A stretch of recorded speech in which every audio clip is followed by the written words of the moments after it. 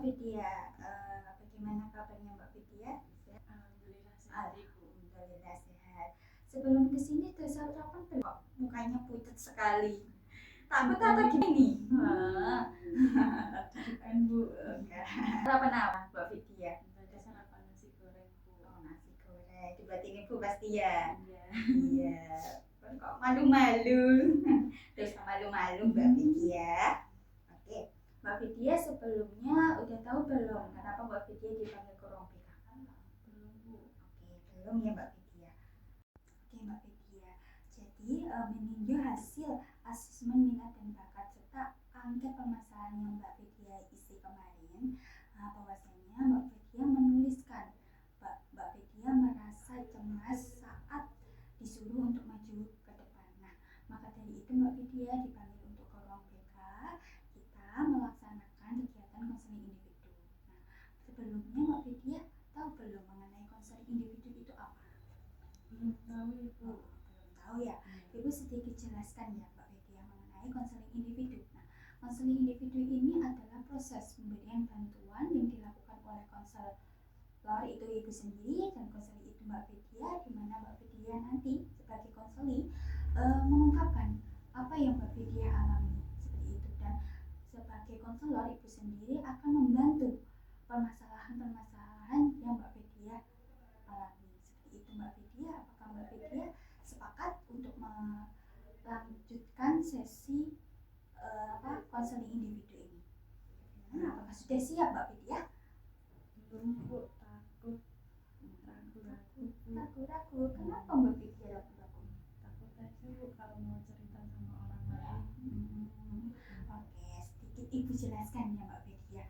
Mbak Vidya tidak perlu takut, karena di sesi konseling individu ini terdapat beberapa asas Mbak Vidya. Nah, salah satunya Mbak Vidya itu kerahasiaan, asas kerahasiaan, di mana apapun yang Mbak Vidya ungkapkan kepada Ibu tidak akan memberitahukan atau menceritakan kepada siapapun.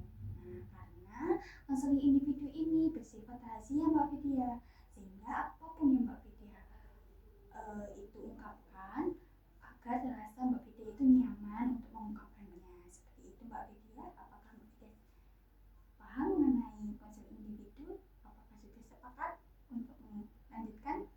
Insya Allah sepakat Bu. Alhamdulillah. Nah, sebelum melanjutkan ke sesi selanjutnya, nah, kita penyepakatan waktu konseling dulu ya Mbak Vidya.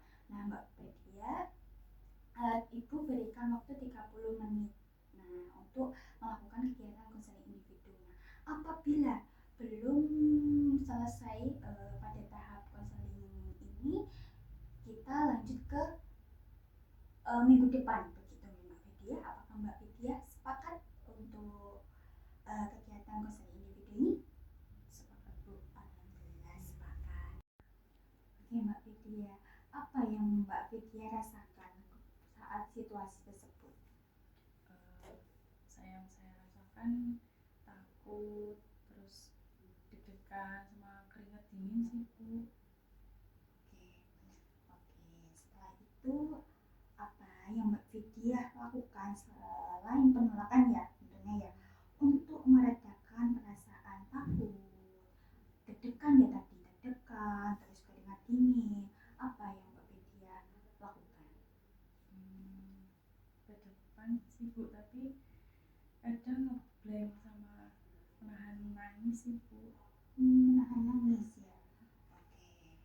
Setelah itu apakah Mbak Vidya itu bisa melanjutkan pembelajaran selanjutnya setelah berada di situasi tersebut Mbak Vidya?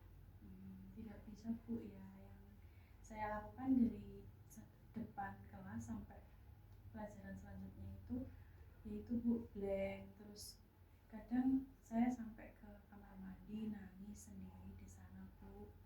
Jadi kadang saya juga pengen pulang gitu Bu, nggak mau sekolah lagi gitu. Gitu. Baik. Oke Mbak Vidya. Nah, Ibu mengerti Mbak perasaannya. Sekarang kita coba menggunakan teknik yang namanya teknik desensitisasi sistematis. Nah, intinya kita akan membuat Mbak Vidya merasa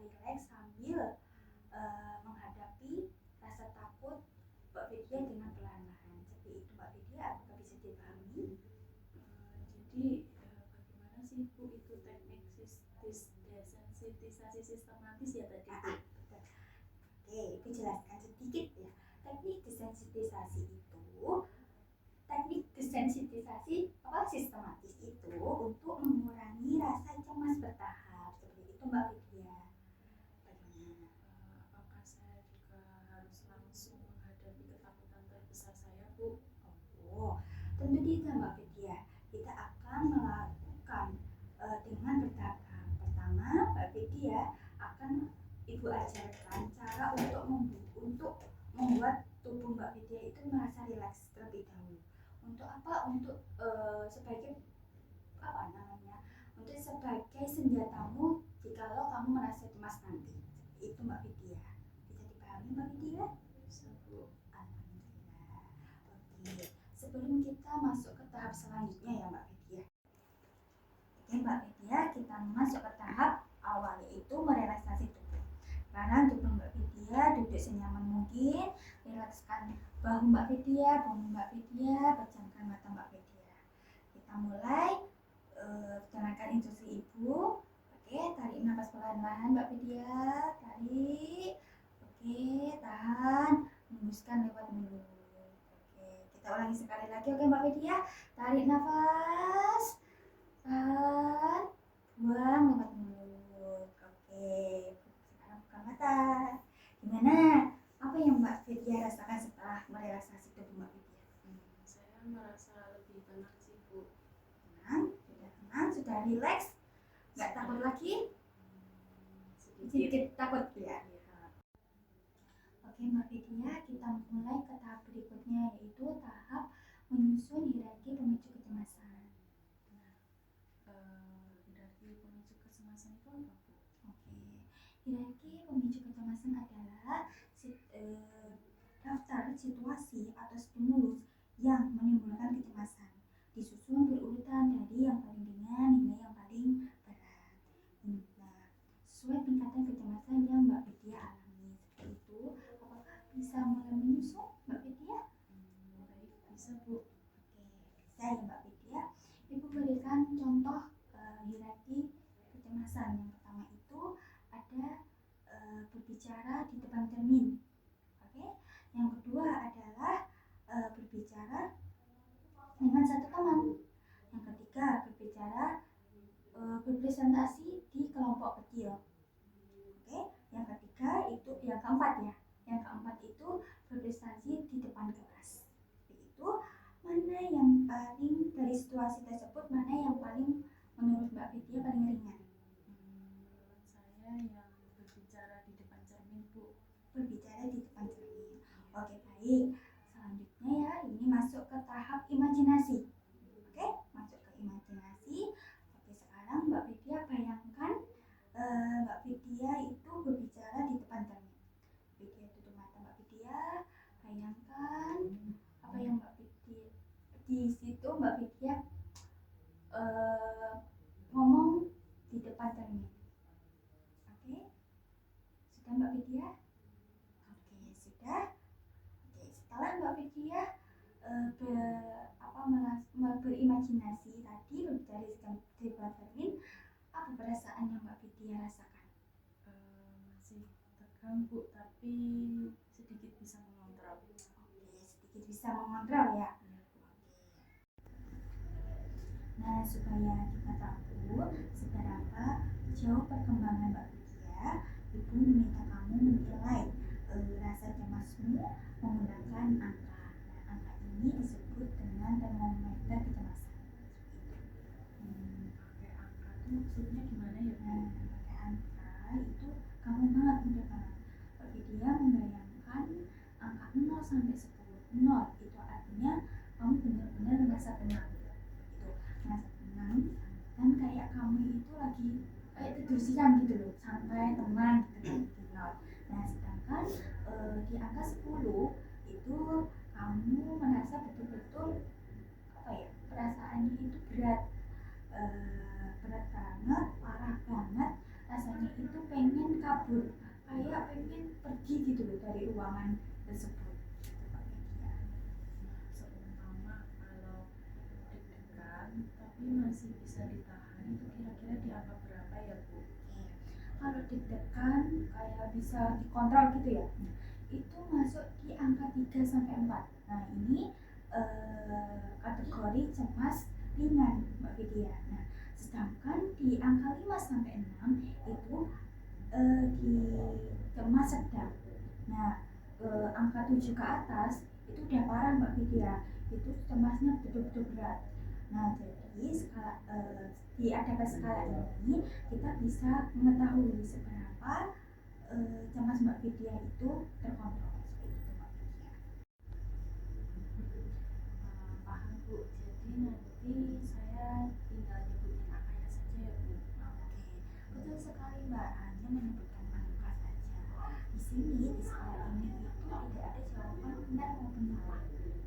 Mbak Vidya jujur aja dengan perasaan Mbak Vidya, apa yang Mbak Vidya rasakan, terus Mbak Vidya angka yang sesuai dengan perasaan Mbak Vidya. Begitu Mbak Vidya. Seperti itu. Oke, kita lanjut ya Mbak Vidya. Dari situasi yang Mbak Vidya bayangkan berbicara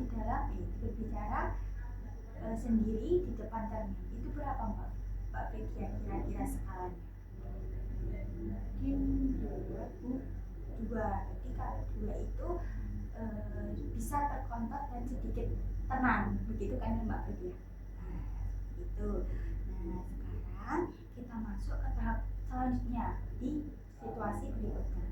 Situasi berikutnya ini Mbak Vidya seperti tadi, tutup mata Mbak Vidya membayangkan situasi yang kedua ya. Yang kedua itu berbicara bersama teman. Mbak Vidya bayangkan. Nah, tutup mata Mbak Vidya, bayangkan. Oke, fokus perasaan Mbak Vidya. Oke, Ibu bertanya dari skala 0 sampai 10 berapa kira-kira angka kecemasan Mbak Vidya? 5 Bu, soalnya saya deg-degan banget. Tekan banget ya Mbak Vidya. Mbak Vidya tetap jangan panik, tidak usah panik. Tarik nafas, coba Mbak Vidya tarik nafas. Oke, tahan, buang perlahan-lahan lewat mulut. Oke Mbak Vidya, tetap bayangkan temanmu di depanmu itu sedang tersenyum mendengar kamu berbicara. Oke Mbak Vidya, tenang, tenang. Bagaimana sekarang? Angka berapa kira-kira Mbak Vidya? Yang baik bisa berapa? 3 sih Bu, udah agak tenang. Saya bisa ngobrol sedikit-sedikit Bu. Oke, jadi tenang ya Mbak Vidya. Oke, sekarang aku tahu Mbak Vidya pelan-pelan. Oke, rilekskan badan Mbak Vidya.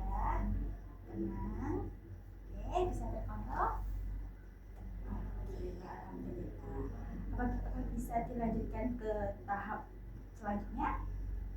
Ke sesi selanjutnya yang sedikit lebih apa ya? Lebih berat. Bisa? Oke, insya Allah bisa ya Mbak Vidya. Oke, bagus Mbak Vidya sudah mengontrol perasaan Mbak Vidya. Kita lanjut seperti tadi. Kita masuk ke situasi yang ketiga. Situasi yang ketiga itu presentasi di kelompok kecil. Oke, Mbak Vidya tutup mata lagi, bayangkan Mbak Vidya sedang presentasi di depan teman-teman Mbak Vidya 3 atau 4 orang. Oke, tarik nafas Mbak Vidya, tahan, hembuskan perlahan-lahan. Bagaimana perasaan Mbak Vidya? Sedikit apa? Tenang tapi juga deg-degan. Oke, jadi masuk ke skala berapa Mbak Vidya? 7. Berat sekali ya Mbak Vidya ya. Oke, kita ulangi lagi ya Mbak Vidya. Tetap fokus ke pernapasan Mbak Vidya. Bayangkan Mbak Vidya sedang presentasi di kelompok kecil. Teman-temanmu melihat Mbak Vidya, mendengarkan Mbak Vidya. Oke, Mbak Vidya, dengan perasaan Mbak Vidya, tarik nafas Mbak Vidya, pelan-pelan Mbak Vidya. Oke, tahan, terus buang. Oke, bagaimana Mbak Vidya rasanya? Tenang?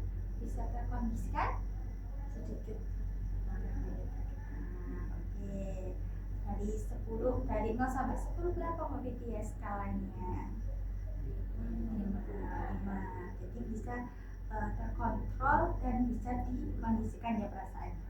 Oke, buka mata Mbak Viti ya, relaxkan mata Mbak Viti ya, tenang. Oke, tenang Mbak Viti ya. Mbak Vidya luar biasa. Sekarang Mbak Vidya ini masuk ke tahapan selanjutnya, tahapan gimana situasinya di situasi yang paling berat gitu Mbak Vidya. Nah, situasi ini yang terakhir itu situasi presentasi di depan kelas.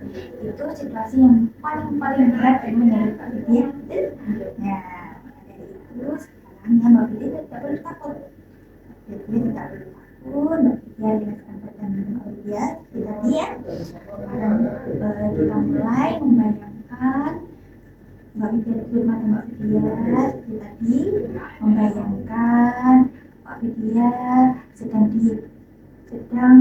presentasi di depan kelas, di teman-teman itu melihat ke arah Mbak Vidya.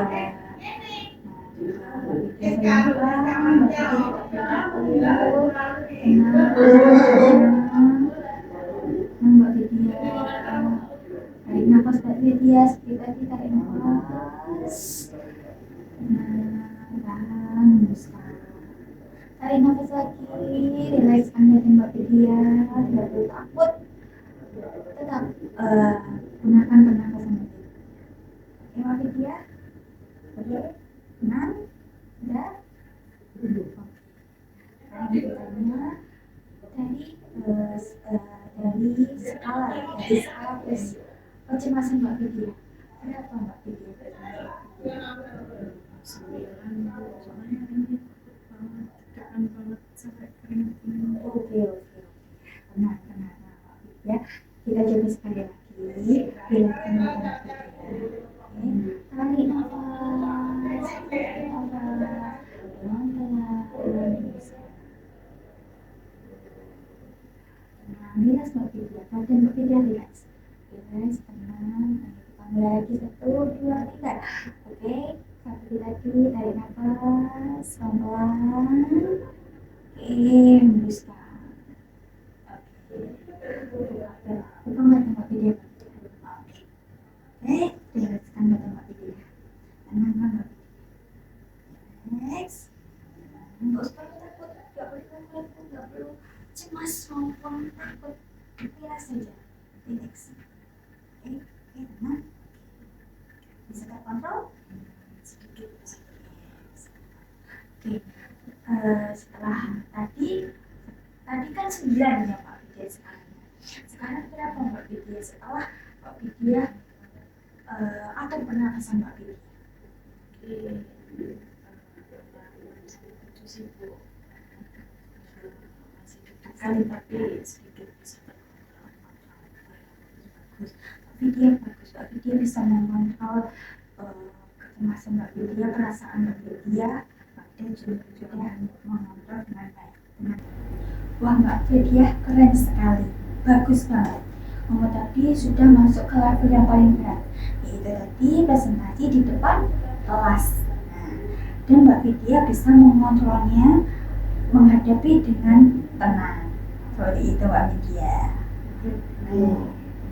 Jujur tadi pas di angka 9 benar-benar takut banget Bu, deg-degan parah, nggak bisa mengontrol. Tapi setelah ada teknik pernafasan ini, alhamdulillah bisa sedikit kekontrol Bu, agak lebih tenang. Oke, betul sekali Mbak. Itu dia kuncinya Mbak. Jadi kalau Mbak Vidya merasa cemas tuh, Mbak Vidya takut, itu kuncinya itu atur pernafasan Mbak Vidya, atau pernafasan Mbak Vidya. Biar apa? Biar bisa mengontrol perasaan ketakutan Mbak Vidya. Seperti itu Mbak Vidya. Jadi Mbak Vidya, Ibu berikan sedikit tugas atau PR untuk Mbak Vidya lakukan di rumah maupun di sekolahan. Nah, jika Mbak Vidya merasa cemas, coba praktekkan seperti tadi, atur pernapasan Mbak Vidya, cara apa, pelan-pelan tadi, tarik nafas pelan-pelan, terus dikeluarkan, dihembuskan seperti itu. Kalau Mbak Vidya merasa takut, tenang, Mbak Vidya udah punya pegangan, itu apa, atur pernapasan Mbak Vidya seperti tadi. Kalau merasa takut lagi, atur lagi seperti itu ya Mbak Vidya. Ya. Berarti saya harus sering-sering latihan ya Bu. Betul sekali Mbak Vidya, sering latihan di rumah maupun di sekolahan. Jadi Mbak Vidya kalau ketemu teman sedikit ngobrol sama teman Mbak Vidya. Terus kalau sendirian di rumah, coba Mbak Vidya ngomong sendiri seperti tadi kan sudah membayangkan Mbak Vidya bercermin, Mbak Vidya ngomong sendiri, presentasi sendiri, seperti itu Mbak Vidya. Coba latihan perlahan-lahan, pelan-pelan atau nafas Mbak Vidya. Setelah itu kita jadi di pas jadwal kita ketemu selanjutnya, kita bisa melihat Mbak Vidya seberapa jago mengontrol kecemasan Mbak Vidya. Seperti itu Mbak Vidya. Siap Bu, saya sekarang berarti berani untuk mencoba sendiri. Bagus Mbak Vidya. Tetap berlatih sedikit demi sedikit. Oke, karena ini waktunya sudah habis ya Mbak Vidya ya. Nah, sesi ini, sesi kegiatan ini Ibu cukupkan. Kita lanjutkan minggu depan. Oke, kita lanjutkan minggu depan. Seperti itu. Tetap semangat Mbak Vidya, tetap kontrol. Mbak Vidya tidak perlu takut, tidak perlu ragu-ragu. Kalau Mbak Vidya masih bingung atau gimana, kamu Ibu guru kesini ke ruang BK ya pastinya ya. Gitu. Terima kasih banyak ya Bu atas bantuannya hari ini. Terima kasih ya, sama-sama. Ibu sangat senang sekali Ibu menemani Mbak Vidya. Nah, semoga kegiatan kita tadi bisa membantu Mbak Vidya ya Mbak Vidya ya. Ibu tutup, Ibu akhiri. Assalamualaikum warahmatullahi wabarakatuh. Mbak Vidya, nggak usah takut Mbak Vidya, ya, nggak usah malu-malu sama Ibu. Anggap saja Ibu ini teman Mbak Vidya. Kita aja, oke? Oke.